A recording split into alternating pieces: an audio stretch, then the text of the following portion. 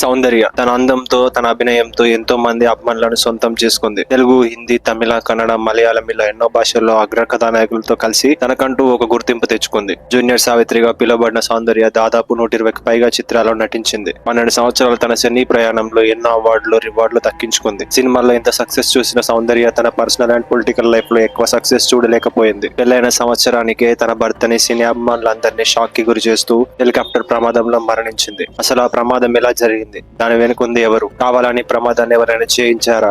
అసలు మోహన్ బాబు గారిని ఇన్ని సంవత్సరాల తర్వాత ఈ కేసులో ఎందుకు ఇన్వాల్వ్ చేశారు? ఈ విషయాలన్నిటి గురించి మనం ఈ వీడియోలో తెలుసుకుందాం. ఇవన్నీ తెలుసుకునే ముందు వీడియోని లైక్ చేయండి, ఛానల్ ని సబ్స్క్రైబ్ చేసుకోవడం మర్చిపోకండి. అది April 2004 Andhra Pradesh election campaigns peak లో ఉన్న టైం. వరుసగా 3వ సీఎం అవ్వాలని చెప్పి చంద్రబాబు నాయుడు గారు, మళ్ళీ కాంగ్రెస్ ని ఎలాగైనా సరే అధికారంలో నిలబెట్టాలని చెప్పి వైఎస్ రాజశేఖర రెడ్డి గారు హోరాహోరీగా ప్రచారాలు చేయడం మొదలు పెట్టారు.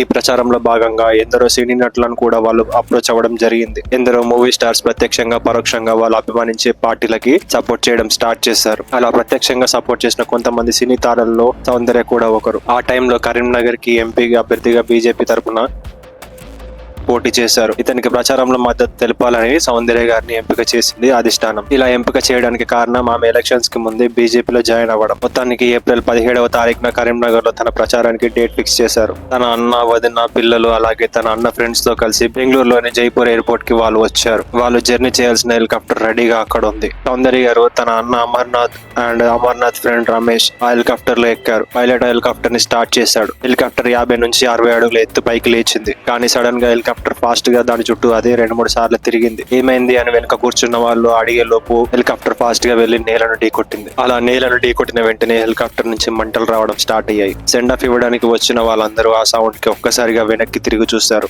అసలు ఏం జరుగుతుందో అక్కడ ఉన్న వాళ్ళకి ఏమీ అర్థం కాలేదు. అటువైపు హెలికాప్టర్ నుంచి కాపాడండి కాపాడండి అని పెద్ద పెద్దగా వార్పులు వినిపిస్తున్నాయి. అక్కడ ఎయిర్పోర్ట్ లో పనిచేస్తున్న కొంతమంది సిబ్బందులు వెంటనే ఆ క్రాష్ అయిన హెలికాప్టర్ దగ్గరికి రీచ్ అయ్యారు. లోపల ఉన్న వాళ్ళని కాపాడేందుకు ఆ హెలికాప్టర్ డోర్స్ ని పగలగొట్టడానికి ట్రై చేశారు. ఈ సమయంలో ఆల్రెడీ సౌందర్య గారి చీరకి మంటలు అంటుకోవడం అక్కడ ఉన్న వాళ్ళు గమనించారు. ఎలా అయినా సరే డోర్ ని తీసి వాళ్ళని కాపాడాలని చెప్పి చాలా ట్రై చేశారు. కానీ వారు డోర్ ని పగలగొట్టే సమయంలో మంటలు ఇంకా ఎక్కువగా చెలరేగాయి. మళ్ళీ పెద్ద పేలుడు వినిపించి మంటలు ఇంకా ఎక్కువైపోయాయి. కాపాడడానికి వచ్చిన సిబ్బందులు వాళ్ళ ప్రాణాలు కాపాడుకోవడం కోసం అక్కడి నుంచి వేగంగా వెనక్కి పరిగెత్తారు. అలా వెనక్కి పరిగెత్తిన కొంతమంది సిబ్బందులకి గాయాలు కూడా అయ్యాయి. సిబ్బందులే భయపడి వెనక్కి పరిగెత్తారంటే ఏ రేంజ్ లో ఆ మంటలు వచ్చి ఉంటాయో మీరే ఊహించుకోండి. లోపల ఉన్న వాళ్ళని బయటికి తీయడానికి చాలా కష్టంగా మారడానికి కారణం ఆ హెలికాప్టర్ అంత ఎత్తు నుంచి కింద పడినప్పుడు అది ల్యాండ్ లో కూరుకుపోవడమే. ఇన్ కేస్ అది కూరుకుపోకుండా ఉన్నట్లయితే ఇప్పుడు పరిస్థితి ఇంకోలా ఉండేది. ఆ మంటల్ని ఎలా అయినా సరే ఆపాలని చెప్పి అక్కడ ఉన్న వాళ్ళందరూ పక్కనున్న మట్టిని హెలికాప్టర్ పైన చల్లడానికి ట్రై చేశారు. కానీ ఇంతలోనే జరగాల్సిన నష్టం మొత్తం జరిగిపోయింది. లోపల ఉన్న నలుగురు వాళ్ళ కళ్ళ ముందే సజీవ దహనం అయిపోయారు. దాదాపు 30 నిమిషాల తర్వాత మంటల్ని ఆర్పారు. 30 నిమిషాలంటే లోపల ఉన్న వాళ్ళు లిటరల్ గా నరకాన్ని చూస్తుంటారు. లాస్ట్ అయ్యి వెంటనే చనిపోవడం అంటే అది వేరే విషయం. కానీ బ్రతుకుతామనే ఆశతో, బయటపడగలమనే ఆశతో వాళ్ళు ఎదురు చూస్తూ చనిపోయారు. ఒక్కసారి ఆలోచించండి, మనకి చిన్న అగ్గిరవ్వ లేదా చిన్న మంట తగిలితేనే మనం ఎంత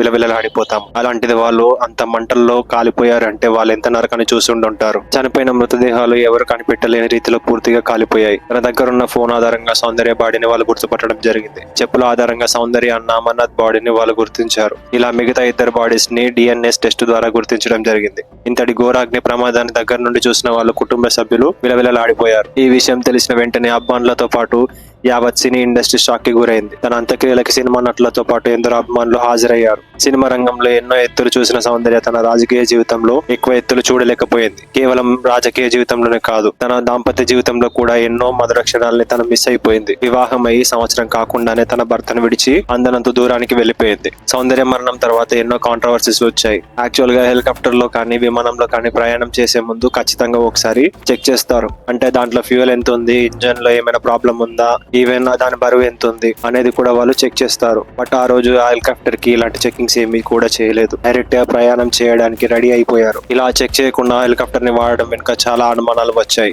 ఏషియన్ పెసిఫిక్ విమానాశ్రయంలో పనిచేసిన అతను ఏం చెప్పాడంటే, ఇలాంటి దుర్ఘటనలు జరగడానికి కారణం పాతబడిపోయిన హెలికాప్టర్స్ ని వాడడం అని చెప్పి అన్నారు. ప్రైవేట్ కంపెనీలు ఇలా పాతబడిపోయిన వాటిని ఉపయోగించి మనుషుల ప్రాణాల మీదకి తీసుకువస్తున్నారని చెప్పి తెలిపారు. సో ఆ కంపెనీ నిర్లక్ష్యం వల్ల ఈ ప్రమాదం జరిగిందని చెప్పి ఆయన తెలపడం జరిగింది. ఇది ఇలా ఉండగా రీసెంట్ గా ఒక ఒకతను సౌందర్య అభిమాని అనే పేరుతో మోహన్ బాబు గారే సౌందర్య గారికి చావుకు కారణం అని చెప్పి ధర్నాలు చేయడం స్టార్ట్ చేశారు. కేవలం ధర్నా చేయడమే కాదు, ఆయన పోలీసుల కంప్లైంట్ కూడా ఫైల్ చేశారు. ఈ విషయం గురించి తెలుసుకునే ముందు ఇంతవరకు ఈ వీడియో చూసారంటే ఈ వీడియో మీకు నచ్చిందని అనుకుంటున్నాను. మీకు కనుక నచ్చినట్లయితే ఈ వీడియోని ఖచ్చితంగా లైక్ చేయండి అండ్ ఛానల్ ని సబ్స్క్రైబ్ చేసుకోవడం మర్చిపోకండి. సబ్స్క్రైబ్ చేసుకుని బెల్ ఐకాన్ ఆల్ లో పెట్టుకోండి. మోహన్ బాబు గారికి సౌందర్య గారికి ల్యాండ్ విషయంలో గొడవలు ఉన్నాయని, ఆ ల్యాండ్ ఇవ్వనందుకు మోహన్ బాబు గారు కక్షతో ఆమెను చంపారని చెప్పి అతను కొన్ని ఎలిగేషన్స్ వేయడం జరిగింది. మీకు ఇంకా క్లియర్ గా చెప్పాలంటే ఆ టైంలో సౌందర్య గారు ఒక 6 ఎకరాల ల్యాండ్ కొన్నారంట. ఆ ల్యాండ్ తక్కువ టైంలో ఎక్కువ రేట్ రావడంతో సౌందర్య గారిని మోహన్ బాబు గారు అడగడం జరిగిందంట. కానీ సౌందర్య గారు ఆ ల్యాండ్ అమ్మడానికి ఒప్పుకోకపోవడంతో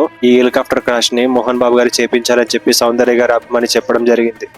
ఈ న్యూస్ వైరల్ అవ్వడంతో సౌందర్య గారి హస్బెండే స్వయాన తన ఓపెన్ లెటర్ రాశారు. మీరు వింటున్న న్యూస్ అంతా ఫేక్ అని, మోహన్ బాబు గారికి మాకు ఎలాంటి ల్యాండ్ విషయంలో ఎలాంటి వివాదాలు లేవని, అయినా మేము ఫ్యామిలీ ఫ్రెండ్స్ లాగా ఉంటామని, ఈ ఆరోపణలన్నీ బేస్లెస్ అని, వీటన్నిటిని దయచేసి ఎవరు నమ్మొద్దని చెప్పి ఆ లెటర్ లో చెప్పడం జరిగింది. ఫుల్ లెటర్ ని నేను మీకు ఇక్కడ చూపిస్తున్నాను. నేను దానిలో ఉన్న మీనింగ్ ని జస్ట్ షార్ట్ కట్ లో చెప్పాను అంతే. మోహన్ బాబు గారు అయితే ఈ విషయం మీద ఇంతవరకు రియాక్ట్ అవ్వలేదు. ప్రజెంట్ అయితే ఆయన కన్నప్ప మూవీలో బిజీగా ఉన్నట్టు తెలుస్తుంది. ఈ సినిమాని అటు మంచు విష్ణు గారే కాకుండా మోహన్ బాబు గారు కూడా చాలా సీరియస్ గా తీసుకున్నారు. మేబీ ఆ బిజీలో నుంచి బయటికి వచ్చిన తర్వాత దీనిపై ఏమైనా రియాక్ట్ అవుతారా లేదా అనేది మనం వెయిట్ చూడాల్సిందే. ఏదేమైనా కానివ్వండి, ఈ వివాదం తర్వాత మళ్ళీ అందరూ ఒకసారి సౌందర్య గారిని అయితే జ్ఞాపకం చేసుకున్నారు. సో సౌందర్య గారి సినిమాలో మీకు నచ్చిన సినిమా ఏంటో కింద కామెంట్ లో చెప్పండి. ఈ వీడియో కనుక మీకు నచ్చినట్లయితే లైక్ చేయండి, షేర్ చేయండి అండ్ మన ఛానల్ ని సబ్స్క్రైబ్ చేసుకోండి. ఇంకో మంచి ఎపిసోడ్ తో మళ్ళీ కలుద్దాం. Until then, bye by.